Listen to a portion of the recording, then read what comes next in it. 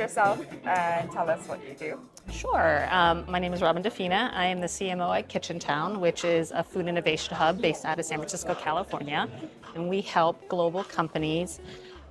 We help them find marketing strategy and insights and product market fit so that it can successfully launch in the US market. Hey, that sounds exciting because I have seen your products or the products from Japan that have been launched in the US. I saw some of them earlier this year and I got a chance to taste some of them right now and it was really exciting. So congratulations on all of that. Thank you. How do you choose some of the companies that you work with, particularly the startups? And also, a lot of them are from Japan, so why Japan? Yes. So Rusty, our founder, actually has a very strong tie and connection with Japan. He's cultivated over many, many years. But really, at the end of the day, we are here to help solve a problem. And we do believe that there is such an amazing tradition, authenticity, and food culture here in Japan that we would love to translate that for the American consumers because they're hungry for it. We know that global flavors in America are what's really driving a lot of popularity, especially through a lot of social media trends. You're seeing that minorities are actually growing as a population in the U.S. You know, Asians are now 7% of the population, and they're really driving a lot of the food trends in the U.S. So there's just an appetite for a lot of products from Japan and from other Asian countries to enter the U.S. market, and we want to help them succeed. So what we do is we find products and founders who have potential, and that is there a need that they're filling for the U.S. market? Is there unique flavor profiles? Is there unique product benefits? Is there something that they're solving for consumers? And we try to find that white space opportunity to really understand what that kind of go-to-market should be. Is there a target audience? What is that positioning and messaging? How do we localize the product to fit that American consumer? And then we help them kind of get started. We can help them find manufacturing facilities. We have actually a kitchen facility at KitchenTown, so they could actually start up their production there and commercialize their product in the US. We help them with their package design so that they're communicating what is the most important for consumers to pull that product off the shelf. And we can also help them get, actual distribution with sales and marketing contacts. Okay, so you talked about the trends that kind of and you look at the trends to kind of see where the white spaces are. So right now in the US, what are like maybe 2 or 3 of the biggest trends that you're seeing that would help grow innovation, food and drink innovation within the country? Well, we're seeing that since the US is such a diverse audience, I mean, you have all walks of people. Right now, you're seeing a lot of things kind of being pulled apart at the 2 different ends of the spectrum. So you're seeing people who want a lot of value, and people who want ultra premiumization. So things in terms of that value-oriented area, we're seeing things like common food staples like beans, pulses, rice. How can we make that more palatable, more modern, more trend forward for that consumers to enjoy? So for example, can we have rice that's already flavored with vegetables, and have it be a clean label that's convenient for consumers? So that could be an area where people can get pantry staples, but maybe a bit more elevated, but still be affordable. And then you have the end of the spectrum with premiumization and people wanting uber functional health and wellness. So you could be adding things like protein, fiber, from novel sources sometimes, having some other functional benefits that help with brain health, gut health, you have it.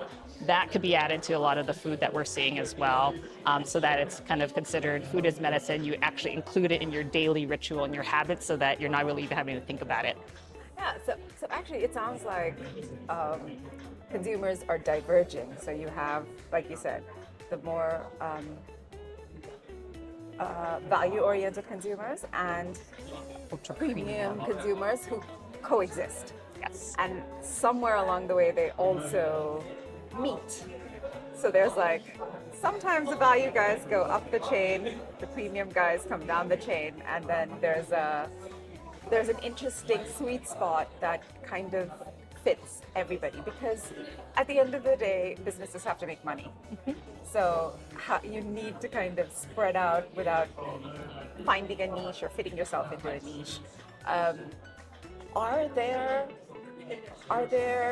trends, products, indications that that kind of show what this convergence might look like? Let's see. As I say, there's still a lot of, in terms of health and wellness, there's probably still a lot around gut health that still is. So whether, in terms of Japanese culture, I think fermentation is still really, really an opportunity for them to get into, since they have such a rich history and technology and fermentation, to bring that to the U.S. market and help with the growth of that area, since fermentation is really kind of the crux of gut health. I think that could be a ripe area for opportunity. In terms of other trends like protein and fiber, I do see a lot of the other companies here with interesting ways of synthesizing or, pulling out, extracting protein from novel sources. So if that can be a way that you can break into the U.S. market with more protein or more fiber, that has no taste, that can be affordable, I think that could be another great way in for Japanese companies. Yeah, actually, affordability is something that I did want to speak with you about. Food is becoming more expensive. We have tariff issues and supply chain issues globally, and also just production issues because of climate change or whatever other problems. How do you help brands figure out that price point of where, so it isn't just like an unattainable, nice to have, if I had the money kind of thing? So that is another way that KitchenTown can really help brands and add value to them, is we really need to focus on who that target audience is. So for example, if we are looking at a more premium consumer, what can that consumer afford and what are they willing to pay for it? Because what problem are you solving for? But we also want to keep in mind the competitive context and kind of the retail environment that exists in the US. So there's a lot of competition in the US as well. So ensuring that we understand what other products, competitive products that you might be in that competitive set, and making sure that we are pricing your product or brand that is within that competitive set that consumers would kind of, I would say, find substitutes for, and ensuring that you're priced competitively but able to make a margin and then have a healthy, sustainable business. Right. What are some of the biggest challenges that you see in terms of product development? In terms of product development, I haven't seen a lot in terms of product development per se. Obviously, many companies will probably try to start manufacturing in Japan and then importing it in the beginning, and then trying to find manufacturing facilities later once kind of the volume is there. But I think for us, having Japanese clients, given they really need to be, I would say, have brought along on the journey of how American consumers think. Right. The people who have very different mindsets, different values, different behavior systems that sometimes Japanese people don't understand. So we help them kind of really get into the mindset of the consumer, right, of the U.S. consumer that they're hoping to target. When Japanese companies go from here to the U.S., what are some of the things that just they find, oh my God, I didn't know that? Are there anything that surprises them and they find unexpected? So I think when we've had clients come to the U.S. and they walk a store with us in an American grocery store, I think they're just floored. I think they're floored at how big they are, how many products there are that exist, and how much choice Americans have. So for me as a marketer, it's not only having a great product, but how do you actually break through at shelf and in the mindset of consumers? So you have to have a great product, but if that consumer doesn't know about it or doesn't pull it off the shelf, you're never going to succeed. So not only do we help, develop the product that's, going to be great for the American consumer, we also have to help you understand how to market your product. And that comes through the package design, number one, because that is what is going to be communicating First to point your of contact. first point of contact is going to be your packaging. So we work with you on that packaging design, and then we can help you with kind of the initial marketing plans as well to how to break through, get the attention of the consumer, have them pick it off the shelf, turn it around, learn more, and then help them throughout that consumer journey. I keep seeing this stat everywhere that talks about how, about 90% of all product launches fail. It does say a lot about the state of innovation in general. Why do you think that we are seeing so many product launches that just disappear? You don't see them again in a year, a couple of years, just gone. Yeah. So what do you think is the problem?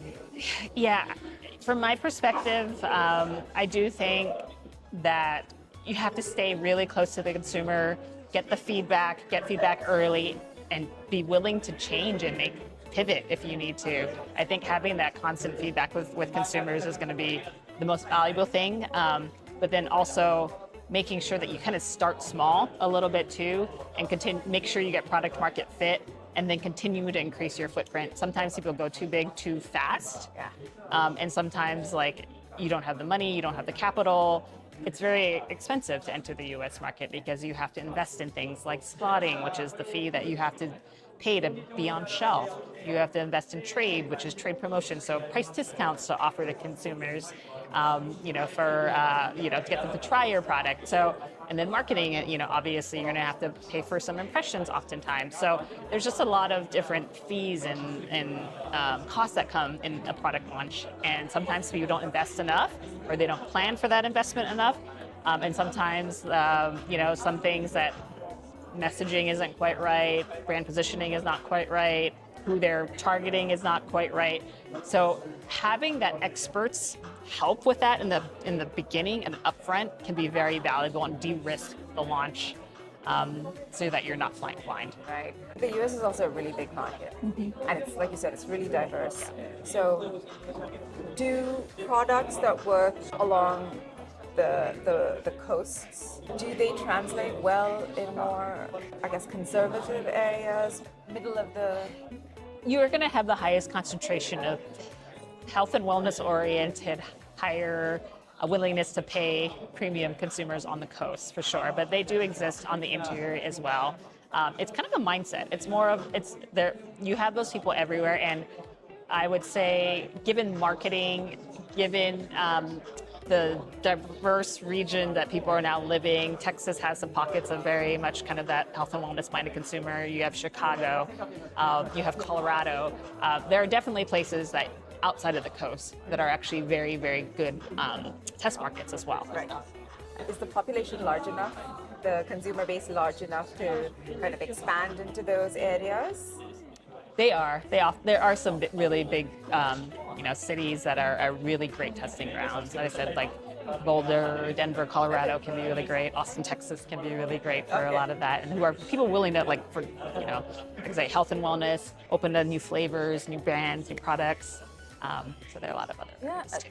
When new products launch, there are so many new products launching, how do people find them? A lot of people are shopping online and doing it as quickly as they can. So you don't have that joy of walking through an aisle and discovering, oh my God, that looks awesome, let me go check it out. You'd be surprised actually though, as much as you hear online shopping, it probably hasn't, I would say it's probably about 15% of penetration in the US. It's really not as high as people think. And it depends on the retailer, but I would say probably on average it's about 10 to 15 right now. And that could be a way of people shopping online, but then the method of delivery could be different. It could be delivered to the home, it could be picked up at the store, or it could be, drive up. It's also a very common one.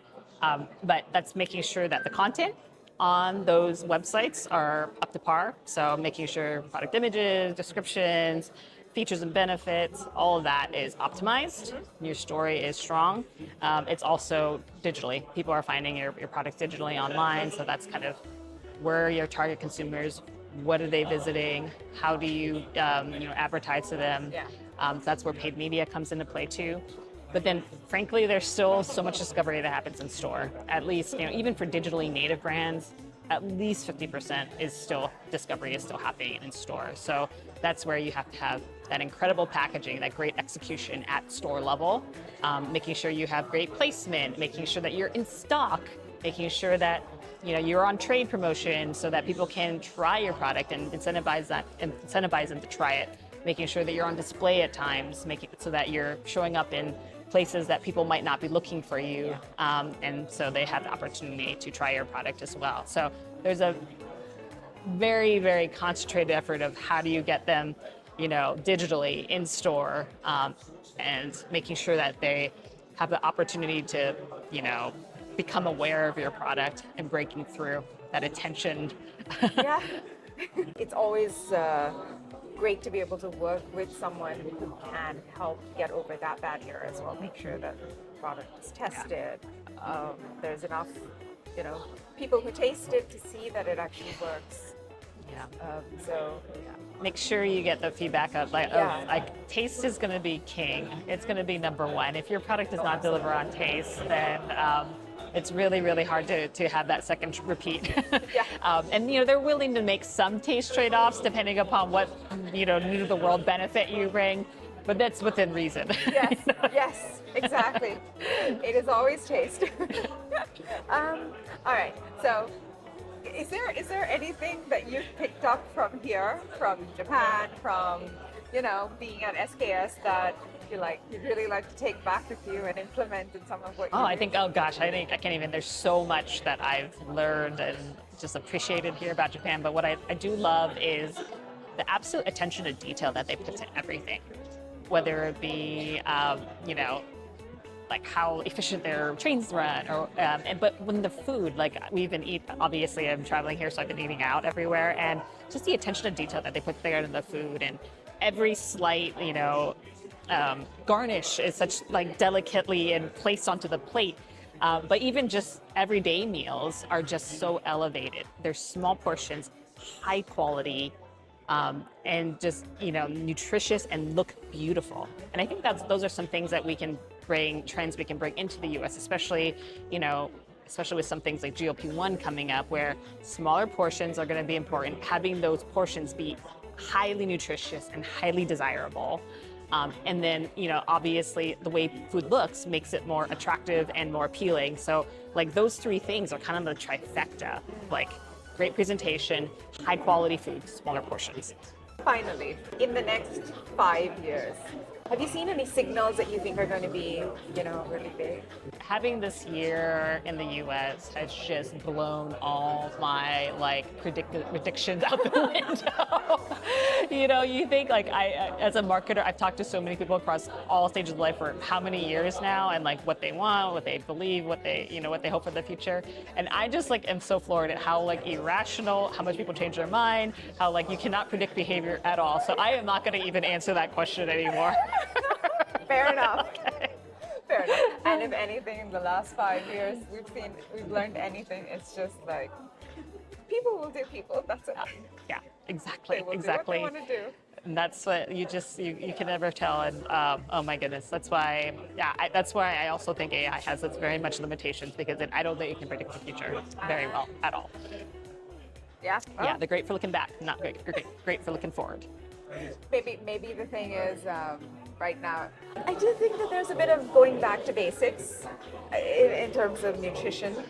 So like you said, with GLP-1, we're seeing smaller portion sizes, really high quality food, and just nutritionally dense food. Yes. But I'm also seeing protein's still important, but everyone's starting to talk about fiber now. Yeah. I hadn't realized how much of a fiber deficiency there was everywhere. And that was a bit eye-opening for me. Yeah. It's kind of funny how I feel like fiber has always been kind of like the ugly stepchild of nutrients, macronutrients. I mean, everybody knew it was important. I mean, you've had brands in the US like Fiber One for many, many, many years, but I also think fiber in terms of quality of fiber is also really important too, and the variety of fibers that people ingest are important. So I think it's always been there, but I do think it's getting its day in the sun finally. Yeah. And I think that push for variety and fiber also means that people will start expanding their variety of what they eat or different types of fiber. So health, I guess. All right. Thank you so much. Thank you. This That was was such a fun. fun conversation.